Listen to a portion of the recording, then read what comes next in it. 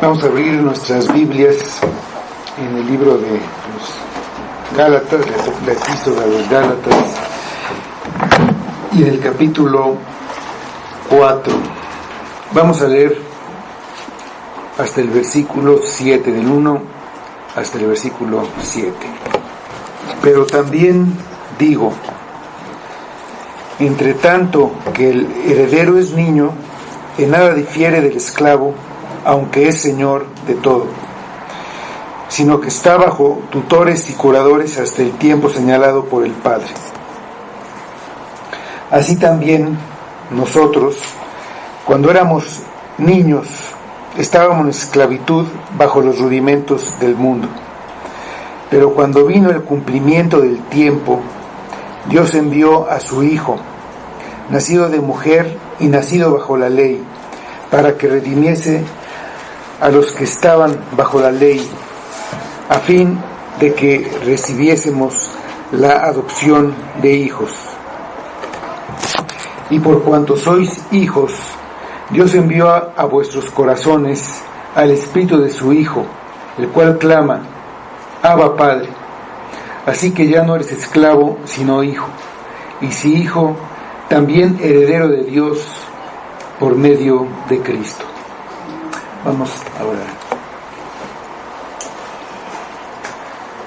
Señor, te damos nuevamente gracias por tu palabra. Gracias por la obra de Cristo, por la obra del Espíritu en nosotros, que nos trae salvación, nos trae gracia, nos trae vida eterna. Y te pedimos que tú le des poder a tu palabra, que tú obres a través de esta tu palabra,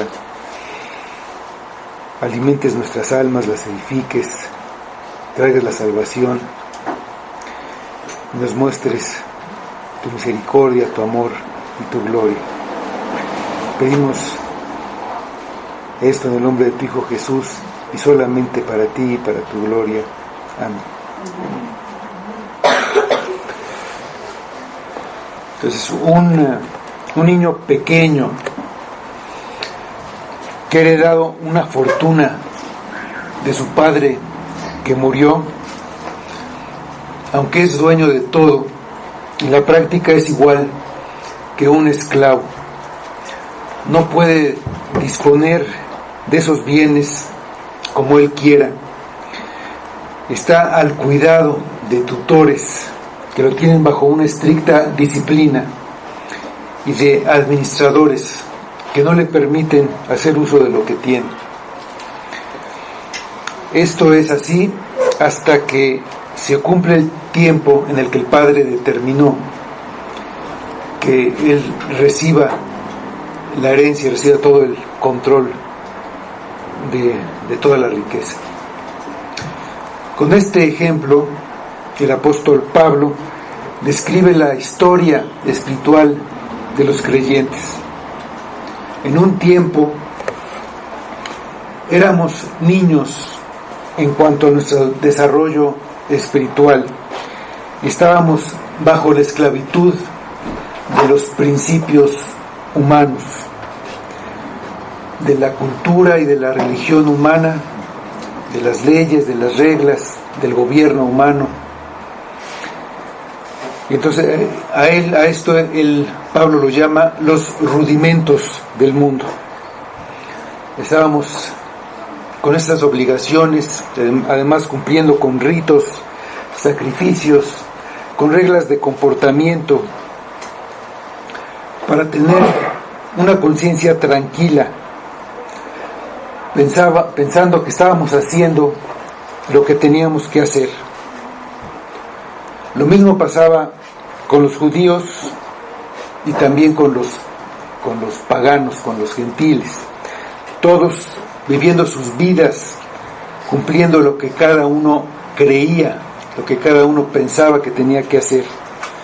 Esclavos de una religión de obras externas y también de esfuerzos humanos para estar bien con el gobierno, para estar bien en paz con todos.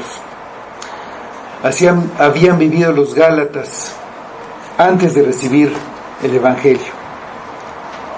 Cuando se cumplió el tiempo fijado por Dios para la mayoría de edad, envió a su Hijo al mundo.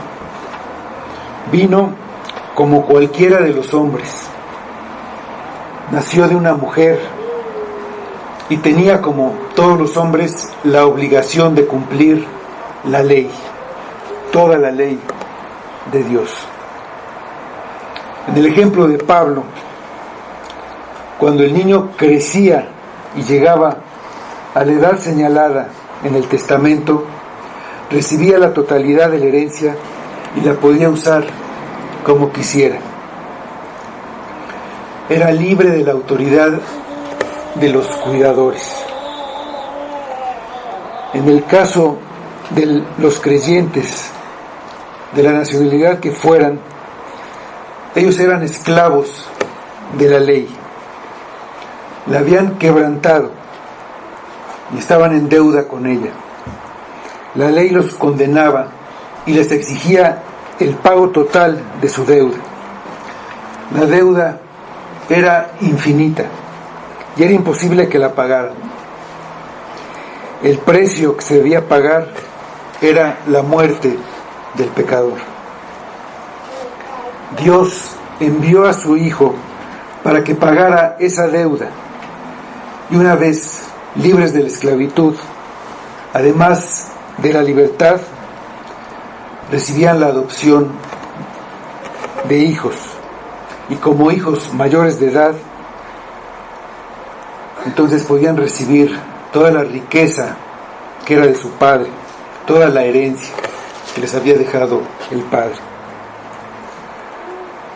Pablo les dice a los Gálatas que habían recibido algo mucho más grande que vivir bajo la ley. Cristo los redimió, es decir, los liberó de toda la deuda, de toda la esclavitud y de todas las consecuencias y castigos de la ley. Para alguien que estaba sometido en esclavitud por una deuda, por haber contraído una deuda, perdía su libertad, perdía sus bienes y era puesto bajo esclavitud. Era algo común que pasaba en esa época, cuando alguien por algún motivo empobrecía, que se tenía que vender como esclavo. Alguien en esa situación estaría muy contento con que se pagara su deuda y se le dejara en libertad. Así, la salvación sería como ser perdonados, ser librados de la prisión y de la pena de muerte. Una vez librados, seríamos libres, pero tendríamos que vivir por nuestros medios. Volveríamos al mundo para vivir a nuestra manera, dependiendo de nuestros esfuerzos para sobrevivir. Con el simple paso del tiempo, un poco tiempo después, con una falla, cualquiera que fuera, volveríamos a quedar en deuda. Regresaríamos a la esclavitud y quedaríamos otra vez bajo la pena de muerte. Sin embargo, la obra de salvación de Dios no se detuvo ahí, en nuestro perdón. Él envió a su Hijo para pagar el precio de nuestra libertad y además pone en nuestra cuenta toda la riqueza de la justicia perfecta de Cristo y nos hace ricos en justicia legalmente, nos hace sus hijos por adopción. De ser esclavos pasamos a ser parte de la familia de Dios. Con la llegada de Cristo somos libres y como creyentes somos hechos hijos adultos de Dios con la posesión de la herencia. Dice el versículo 6 de Gálatas 4: y por cuanto sois hijos, Dios envió a vuestros corazones el Espíritu de su Hijo, el cual clama: Abba, Padre. Volvernos hijos por adopción es el motivo por el que Dios envió el Espíritu de su Hijo a nosotros. Cuando se cumplió el tiempo, envió a su Hijo a los que son hijos de Dios por la fe en Cristo, y les dio el Espíritu que había prometido, la bendición de Abraham a los gentiles. Vamos a regresar a Gálatas 3:14, donde él ya les había dicho a los Gálatas que la bendición de Abraham era el Espíritu. Dice en Gálatas 3:14: para que en Cristo Jesús la bendición de Abraham alcanzase a los gentiles, a fin de que por la fe recibiésemos la promesa del Espíritu.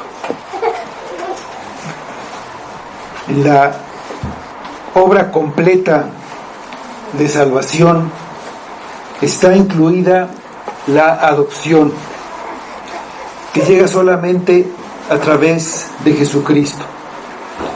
Era necesario que Él viniera a redimirnos, a pagar nuestra deuda para hacernos libres. Al pagar nuestra deuda somos justificados. Estamos ante el juez y el juez nos considera justos. No hay un delito que perseguir. Sí hay un delito, pero el delito fue pagado. La pena por ese delito fue pagada. Entonces ya no hay algo que demande la ley contra nosotros. La pena, el castigo fue cumplido. Y entonces nuestros pecados son perdonados. Y como consecuencia, ya con el perdón somos declarados justos. Entonces la justificación es un acto judicial y por sí misma no implica una relación de afecto ni profunda con el juez. El juez simplemente por la justificación nos declara justos y hasta ahí. Pero no por ser justificados tenemos una comunión con Él. Recibimos el Espíritu y somos regenerados. Nuestra naturaleza corrompida y nuestro corazón malvado son cambiados a la imagen de Dios y somos adoptados. Con la adopción nos convertimos en hijos de Dios. La adopción es otro acto legal. Por ese acto pasamos a formar parte de la familia de Dios y se nos dan todos los derechos y todos los privilegios de un hijo, incluyendo la herencia que se nos entrega en ese momento como hijos mayores de edad, como somos ahora legalmente. Pero más que eso, la adopción es un acto de amor de Dios que nos pone en su posición, en una posición de hijos y herederos, donde la base de la relación con Él es el afecto y una comunión, una confianza, una generosidad que es la base de todo. Entonces una relación de íntima comunión con Dios, con el juez, pero porque somos sus hijos. Al ser hijos de Dios tenemos una nueva relación con Dios y también con todos los demás miembros de la familia. Tenemos una relación con todos los demás hijos adoptivos de Dios, que son nuestros hermanos. y se requiere que nos amemos los unos a los otros. Antes de pertenecer a la misma familia, no teníamos ninguna relación y hasta éramos hostiles con los demás, cada uno viendo por él mismo, viendo lo que le convenía, y todo lo que afectara su bienestar era rechazado. Vamos a Efesios, a la epístola de los Efesios, capítulo 2, versículo 19.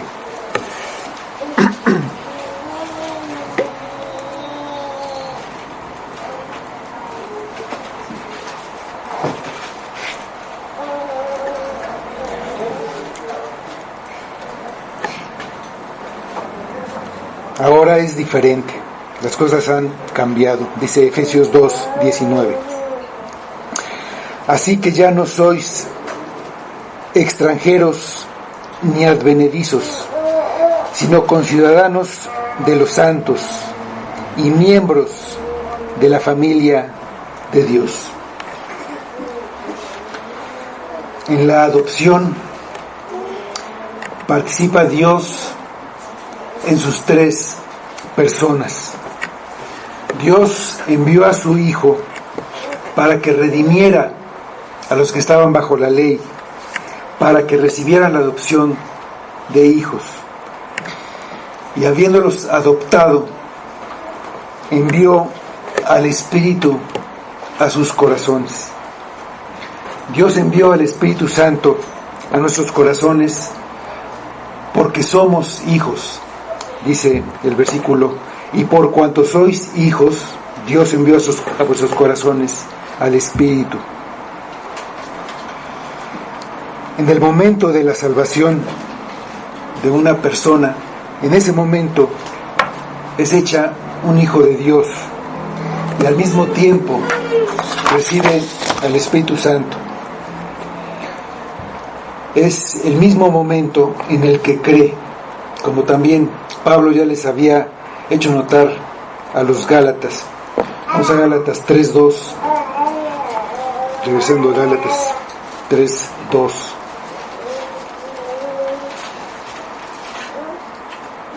Esto solo quiero saber de vosotros. ¿Recibisteis el Espíritu por las obras de la ley o por el oír con fe? Cuando oyeron con fe, cuando creyeron, fue cuando recibieron el Espíritu.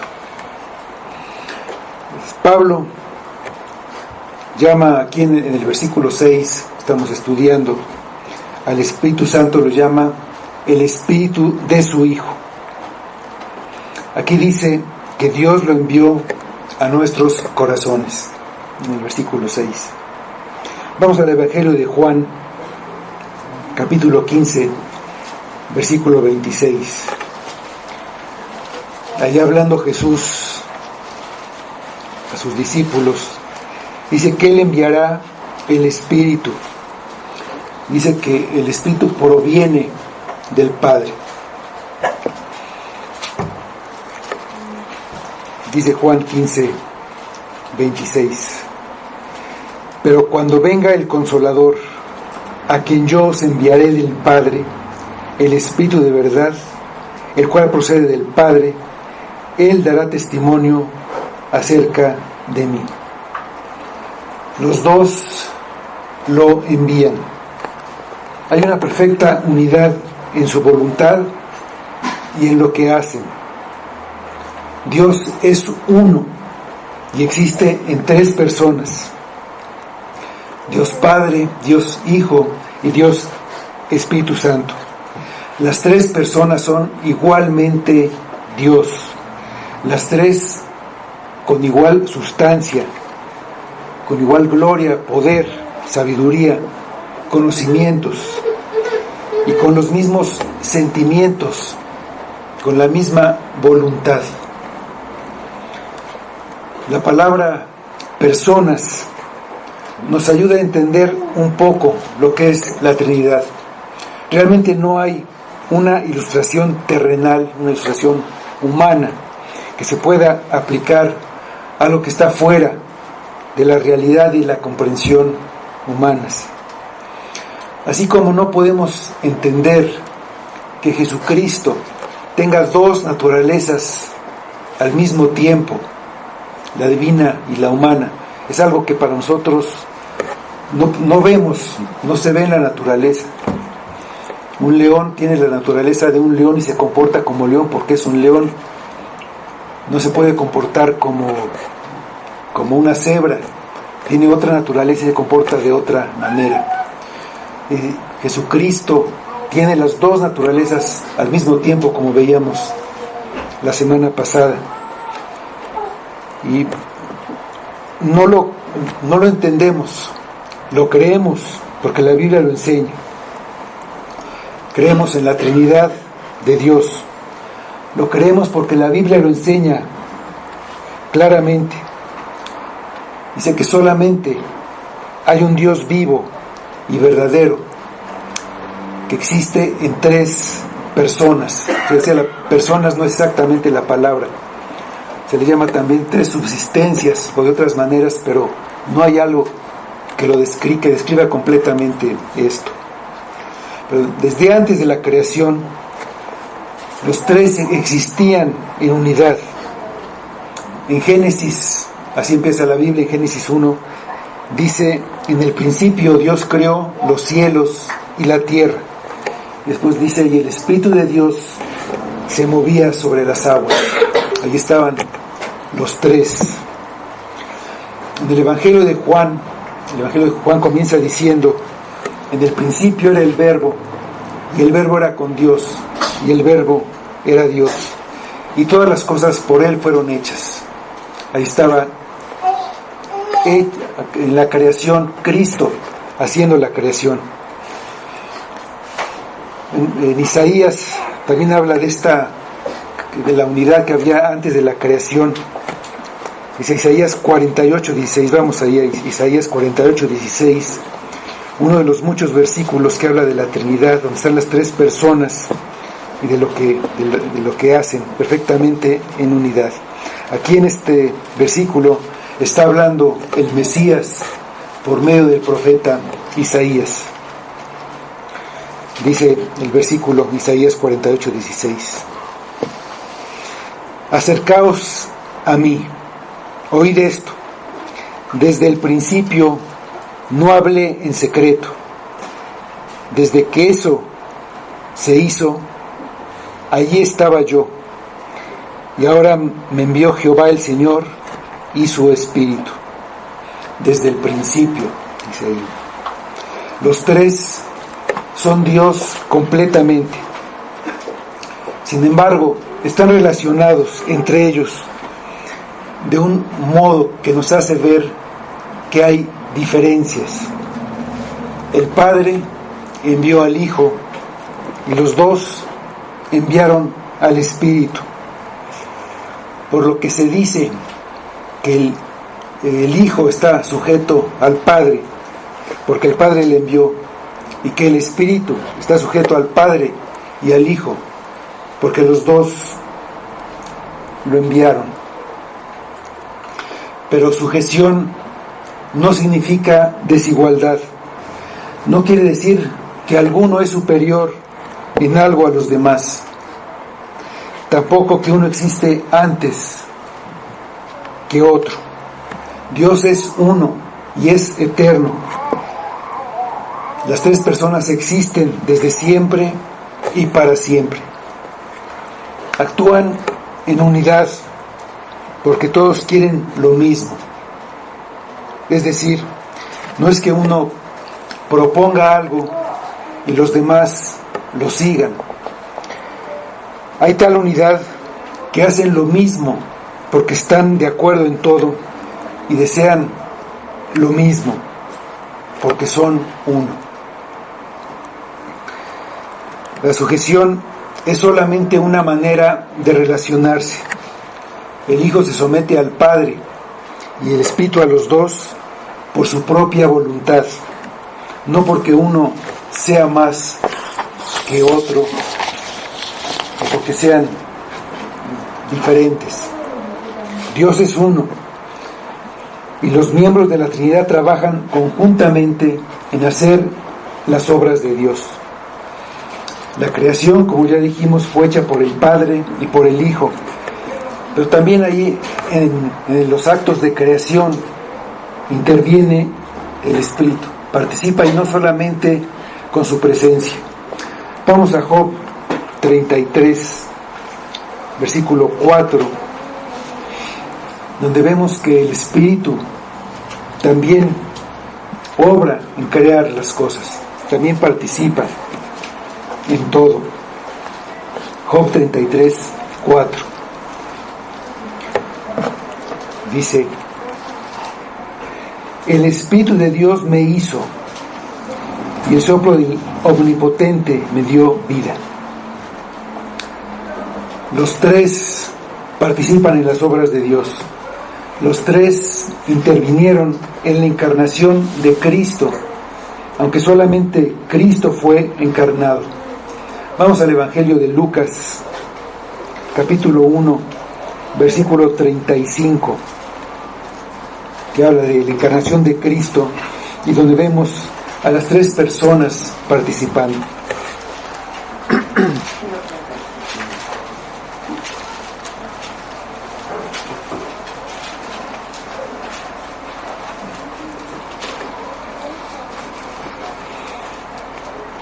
Lucas 1:35.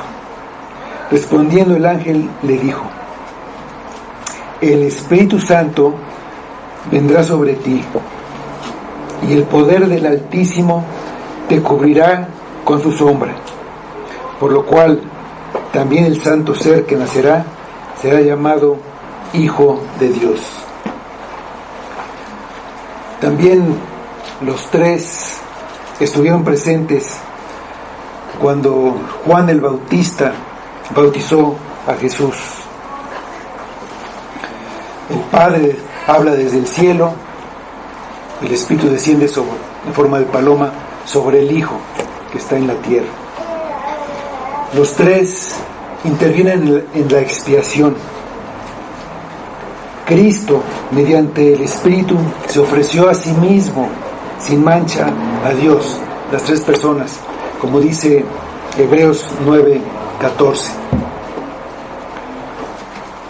Como ya dijimos, nuestra salvación está atribuida a cada una de las tres personas.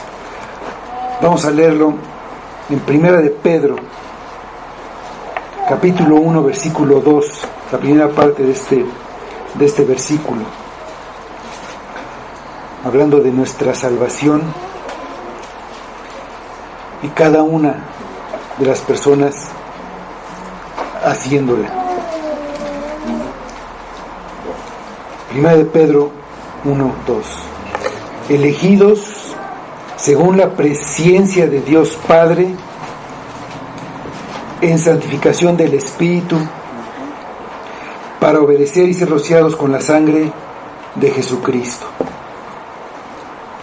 Las tres personas de nuestra salvación. Y regresando a lo que dice nuestro versículo, no hay ninguna diferencia entre el Espíritu del Hijo y el Espíritu de Cristo y el Espíritu Santo. También recibe otros nombres: el Espíritu de verdad, se le llama en otras partes, el Espíritu de Dios, o simplemente el Espíritu. Vamos a Romanos 8:9,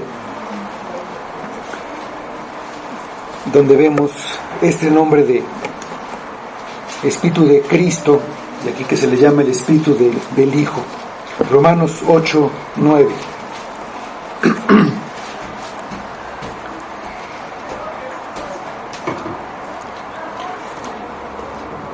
Dice: mas vosotros no vivís según la carne, sino según el Espíritu, si es el Espíritu de Dios que mora en vosotros. Y si alguno no tiene el Espíritu de Cristo, no es de él. Entonces el Espíritu es el Espíritu de Dios, es el Espíritu de Cristo, es el Espíritu Santo, es el Espíritu. Con el Espíritu de su Hijo en nuestro corazón, no solo somos puestos en posición de hijos de Dios, el Espíritu nos ayuda en nuestra debilidad y transforma nuestro interior. Nos da un corazón nuevo y un espíritu nuevo. Nos sella y es la garantía de que vamos a recibir nuestra herencia. Vamos a Efesios 1, versículos 13 y 14. Efesios 1, versículos 13 y 14.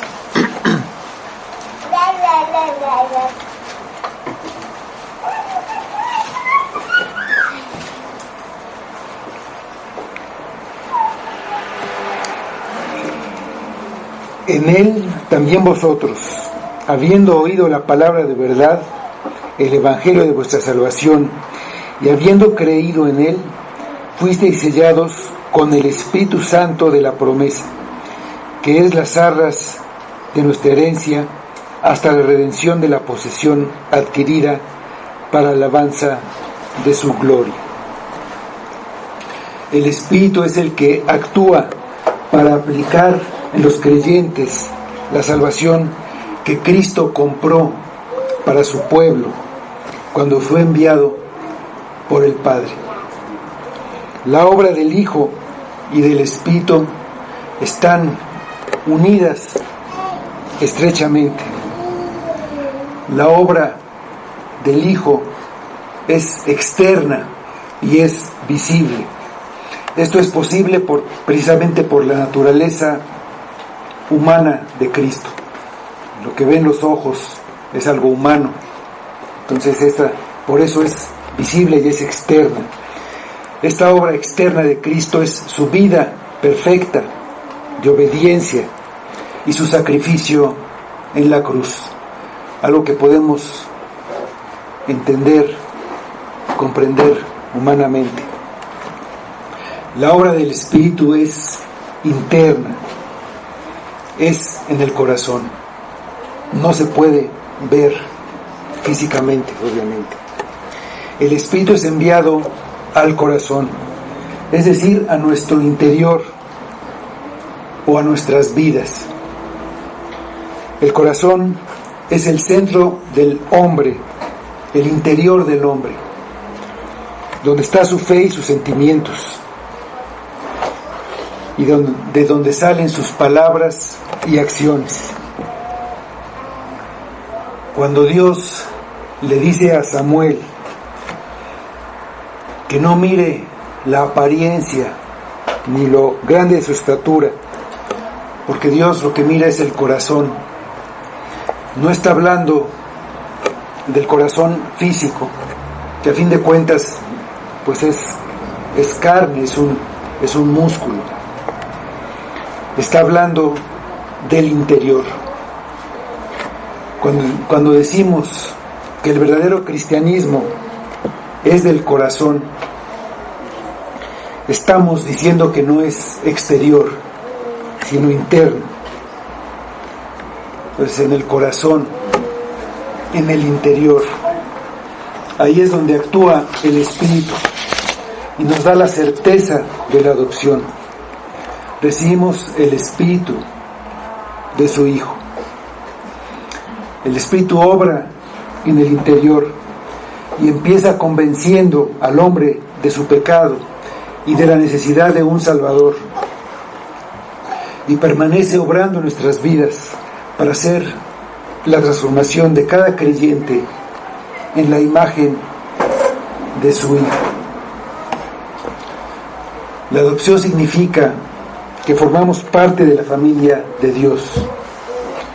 Dios es nuestro amante Padre y podemos acercarnos a Él con confianza, teniendo la seguridad de que nos trata como a hijos. Nos trata como trata a su Hijo encarnado. Recibimos todas las bendiciones de Cristo, todo lo que es de Él, y lo recibimos en Cristo. Dios es nuestro Padre.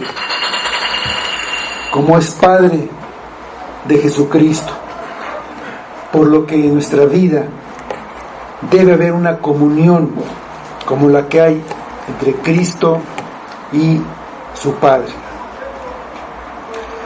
Por lo que nuestra relación con Dios debe ser como la de Jesucristo con su Padre. Dios tiene la autoridad, Él dispone, y el Hijo está determinado. Es su voluntad y es lo que Él quiere, obedecer a la voluntad de su Padre. Vamos al Evangelio de Juan, versículo 6:38, donde Cristo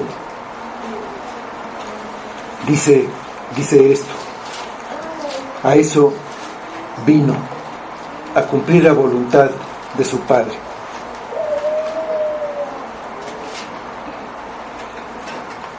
Juan 6:38, dice Cristo: porque he descendido del cielo, no para hacer mi voluntad, sino la voluntad del que me envió. De esa manera, como Jesús obedecía a su Padre, lo deben obedecer, o lo debemos obedecer, sus hijos adoptivos. Vamos a la primera epístola de Juan, capítulo 5, versículo 3.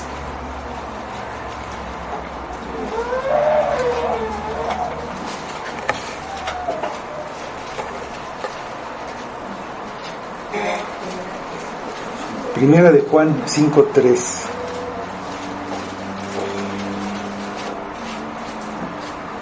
Pues este es el amor a Dios, que guardemos sus mandamientos, y sus mandamientos no son gravosos. El Padre ama al Hijo. El Evangelio de Juan 5:20. Porque el Padre ama al Hijo y le muestra las cosas que Él hace, y mayores obras que éstas le mostrará, de modo que vosotros os maravilléis. El Padre ama a sus hijos adoptivos. Vamos a Juan 16:27.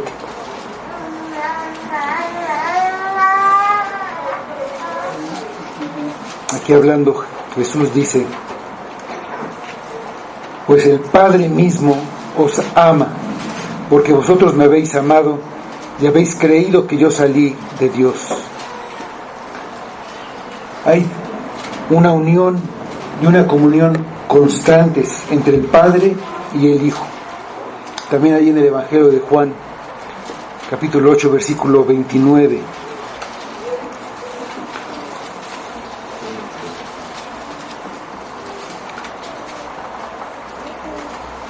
Porque el que me envió conmigo está. No me ha dejado solo el Padre, porque yo hago siempre lo que le agrada. Esa comunión también la tiene con sus hijos adoptivos, con nosotros. De Primera de Juan 1:3.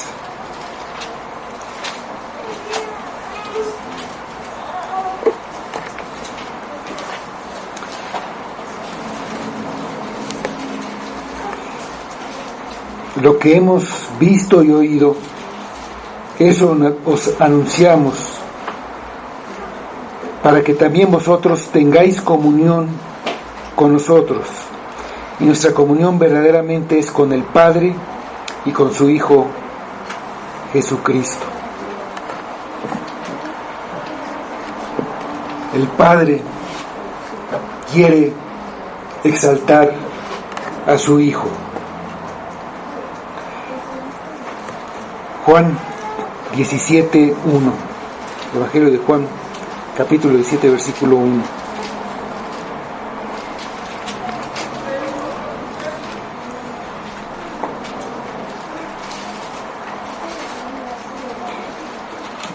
Estas cosas habló Jesús, y levantando los ojos al cielo dijo: Padre, la hora ha llegado.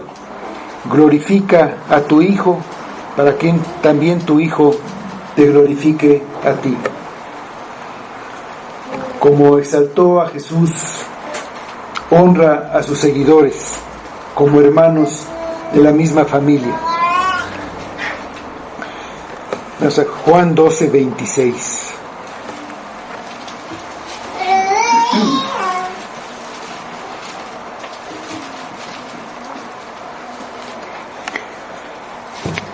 Si alguno me sirve, sígame, y donde yo estuviere, allí también estará mi servidor. Si alguno me sirviere, mi Padre le honrará. El Espíritu fue enviado a nuestro corazón porque somos hijos de Dios y es el que obra en nosotros. Nos hace conocer la mente de Dios y glorifica al Hijo. Es el agente del nuevo nacimiento. Nos da entendimiento para que podamos conocer a Dios y un nuevo corazón para que podamos amarlo y obedecerlo.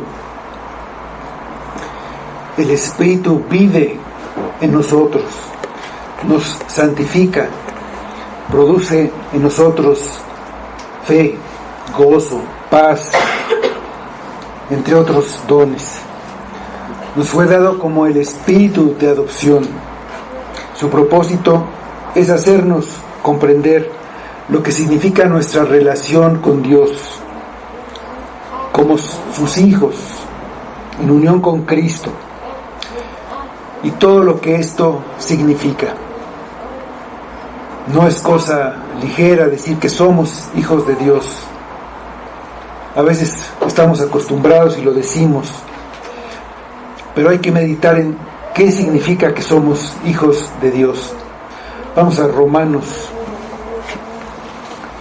8, versículos 15 a 17.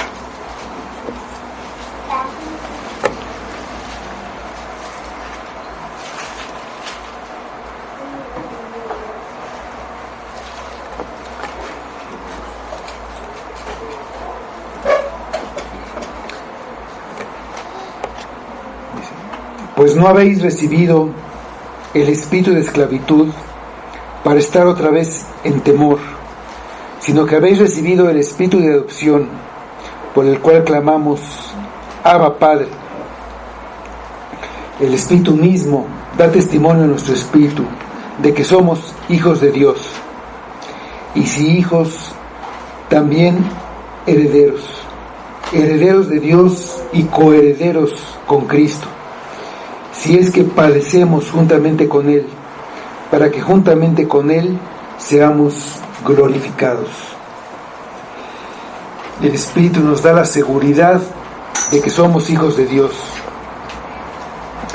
Es el Espíritu de adopción. Tenemos una certidumbre porque tenemos un testimonio que viene de dos fuentes diferentes: de nuestro espíritu, de nosotros mismos y del Espíritu de Dios. El Espíritu Santo nos hace conscientes de la nueva relación que tenemos con Dios. Él lo hace cuando nos muestra cuáles son las marcas que debe tener un hijo de Dios, cómo es un hijo de Dios. Y nos da el testimonio cuando podemos ver esas marcas en nosotros mismos. Hacemos obras dignas de arrepentimiento y tenemos deseos de conocer y obedecer a nuestro Padre. Vamos a Primera de Juan, capítulo 2.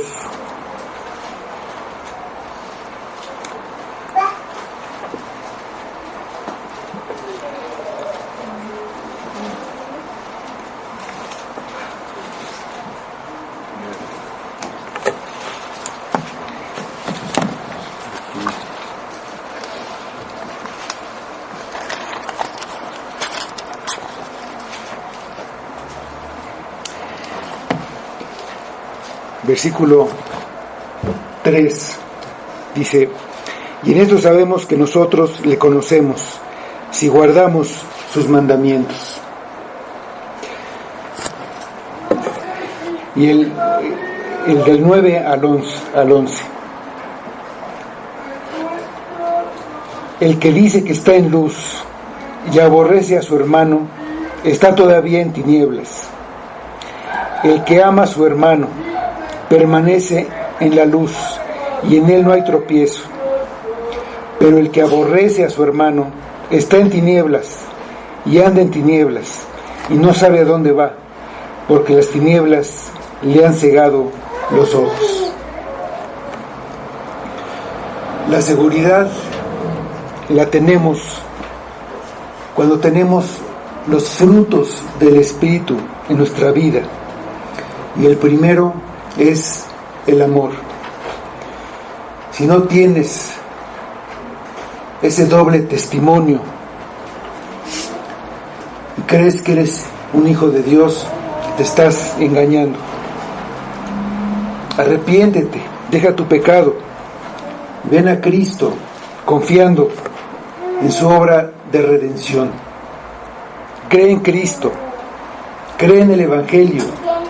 Solo Él puede librarte de la esclavitud.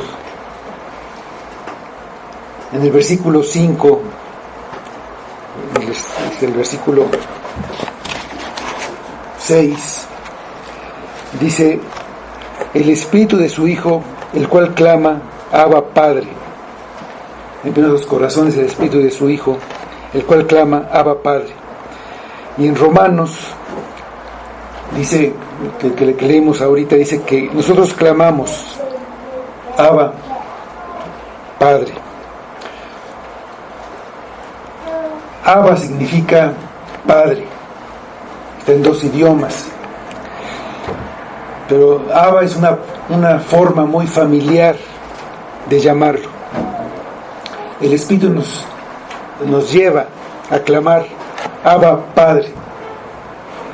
Clamar aquí es hablar, llamar a gritos, con voz alta, con pasión, con necesidad, con un profundo sentimiento.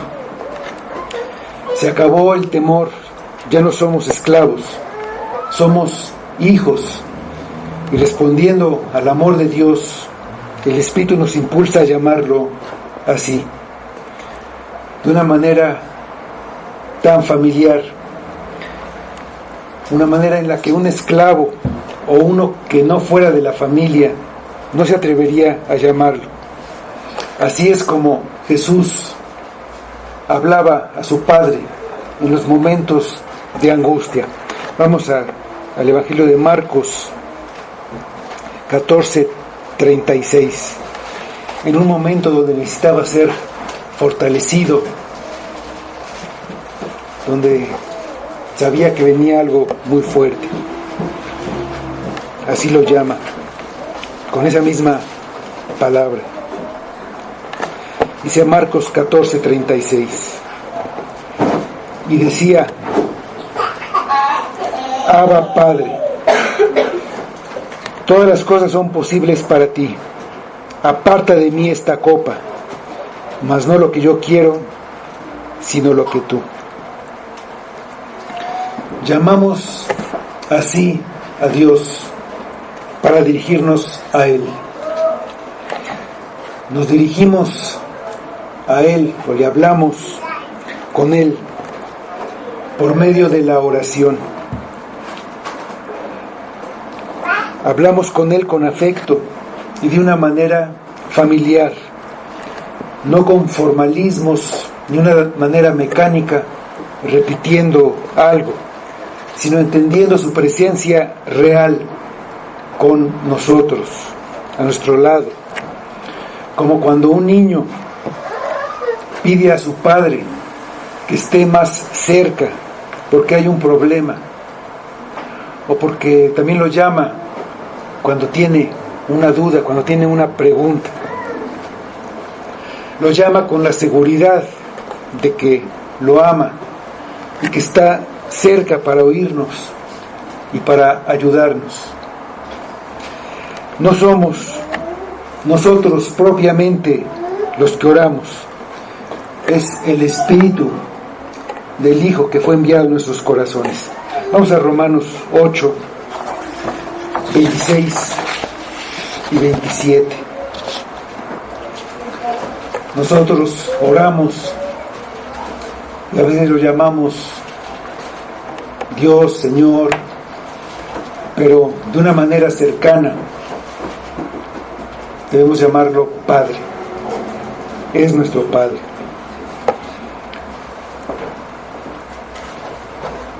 Y el que ora es ese Espíritu de su Hijo enviado en nuestros corazones. Y dice: y de igual manera el Espíritu nos ayuda en nuestra debilidad, pues ¿qué hemos de pedir como conviene? No lo sabemos, pero el Espíritu mismo intercede por nosotros con gemidos indecibles. Mas el que escudriña los corazones sabe cuál es la intención del Espíritu, porque conforme a la voluntad de Dios intercede por los santos. Y regresando a nuestro pasaje en Gálatas 4, el versículo 7, dice: así, después de que el Espíritu fue enviado en nuestros corazones, la consecuencia es, dice, así que ya no eres esclavo, sino hijo. Y si hijo, también heredero de Dios por medio de Cristo. De estar hablando con los Gálatas como un grupo, les dice: Dios envió a vuestros corazones el Espíritu de su Hijo. Ahora habla a cada persona en forma individual, se dirige a cada creyente, se dirige a ti y te dice: ya no eres esclavo, sino hijo. Cuando un hombre cree en Jesucristo y en el pago que hizo en la cruz en su lugar como la única base de su salvación, se acerca a Dios confiando en su gracia, llamándolo Padre.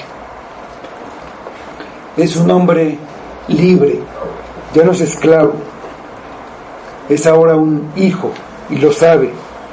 Ya no hay ningún obstáculo para ir con su Padre, hay una absoluta confianza, no hay temor a algo o a alguien. Es hijo de Dios, que es el dueño de todo y es el heredero. Ser sus hijos nos quita el temor de no poder cumplir con lo necesario para agradarlo. No tenemos que hacer nada para agradarlo, porque somos sus hijos. Por ese hecho lo agradamos, porque Él nos adoptó. Entonces no podemos perder su aprobación. Tenemos la garantía de compartir su gloria. Al hacernos sus hijos, nos trata como si hubiéramos hecho todo lo que Jesucristo hizo. Nos trata igual que a Él. Eso es lo que Jesús le pidió al Padre. Vamos a Juan, el Evangelio de Juan, capítulo 17, versículos 21 a 24.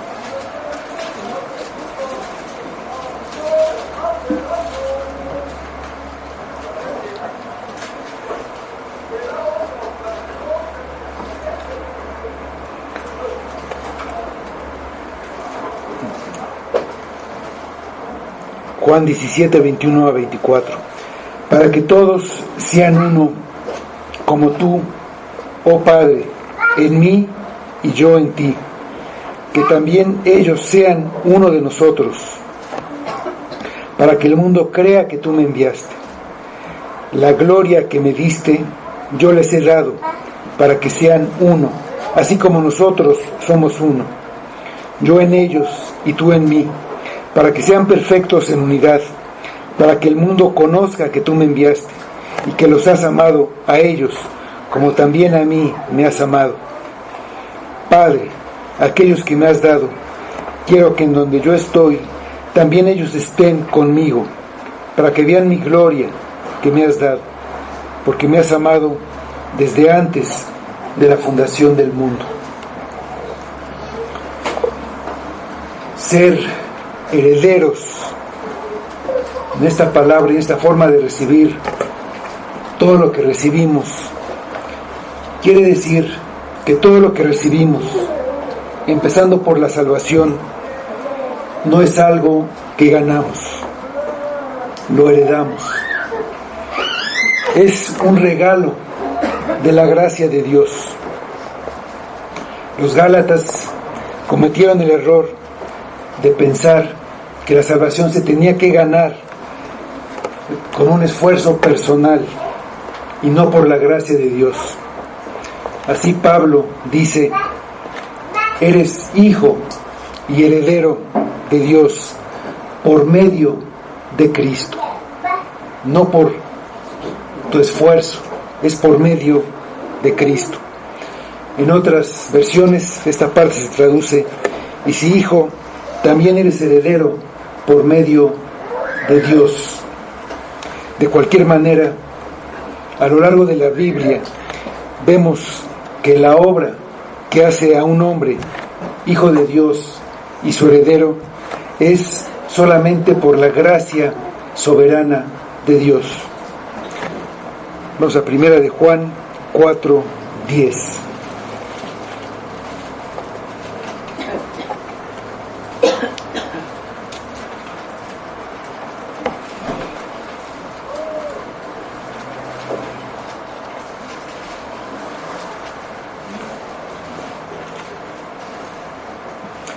Primera de Juan 4:10.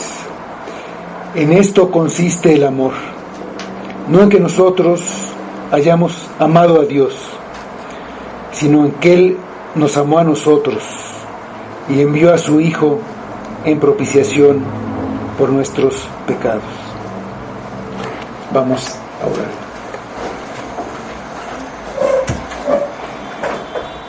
Señor, te damos muchas gracias nuevamente por la obra de salvación, solamente por tu gracia, todo por gracia, solamente por Cristo, solamente por tu voluntad. Te damos gracias, Señor, porque se manifiesta ese amor, no en que nosotros te hayamos amado a ti, sino solamente en que tú nos amaste por tu gracia soberana. Solamente por eso, y por esa gracia, por ese amor, mandaste a tu Hijo a pagar por nosotros, para darnos libertad y para adoptarnos. Gracias, Señor. No tenemos otra cosa que decir, sino estar asombrados ante esa gracia, postrarnos, decirte: Padre, haznos conscientes de que eres nuestro Padre, que somos tus hijos, que podemos dirigirnos a ti con esa confianza, porque tú así quisiste, porque tú nos adoptaste sin ningún mérito de nosotros. Gracias, Padre. Que sea todo para tu gloria, Padre. Amén.